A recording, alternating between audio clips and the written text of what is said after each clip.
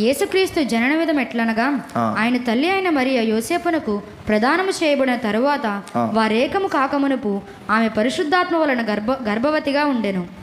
ఆమె భర్త అయిన యోసేపు నీతిమంతుడై ఉండి ఆమెను అవమానపరచునొల్లక రహస్యముగా ఆమెను విడనాడ ఉద్దేశించెను. ఏమనుకున్నాడు ఆయన?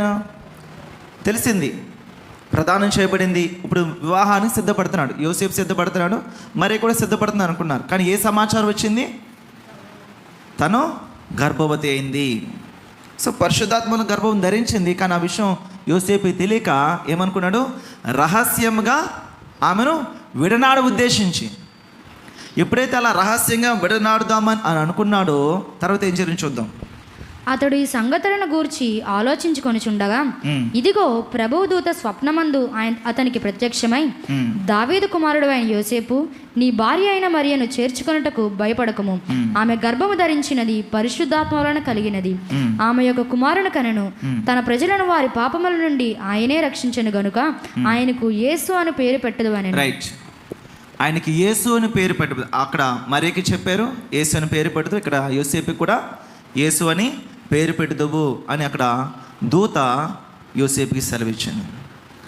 ఇక్కడ మనం అర్థం చేసుకోవాలి, మనం తెలుసుకోవాలి ఏంటంటే, మరియా యోసేపు యొక్క అనుమతి కానీ, తండ్రి యొక్క అనుమతి కానీ, లేకపోతే తల్లి యొక్క అనుమతి కానీ ఏమీ, దేవుడు దూత అక్కడ ఆమెతో ఏం చెప్పారో వెంటనే తను యాక్సెప్ట్ చేసింది.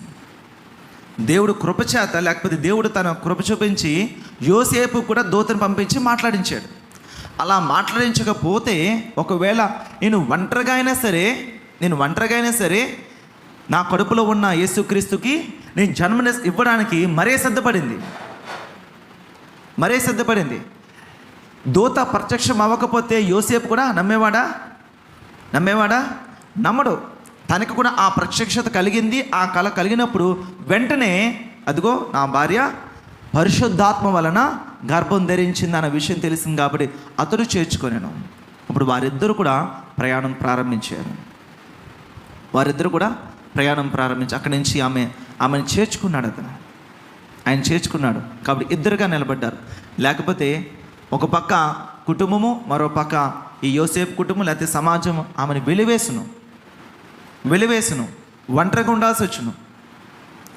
ఆమె తీసుకున్న నిర్ణయము చాలా బలమైనది. అది దేనితో కూడా పోల్చలేదన్నమాట. అటువంటి సాహసం రిస్క్ అంటారనమాట. రిస్క్ ఉన్న వర్క్స్లోకి మనం వెళ్ళకూడదు అంటారు. రిస్క్ ఎక్కువ, ప్రమాదం ఎక్కువ. అలాంటి రిస్క్ డెసిషన్ తను తీసుకుంది. మరియా దేని కొరకు? యేసుక్రీస్తు ప్రభు కొరకు, రక్షకుడి లోకంలో ఉదయించుట కొరకు ఆమె తీసుకున్న నిర్ణయం అది.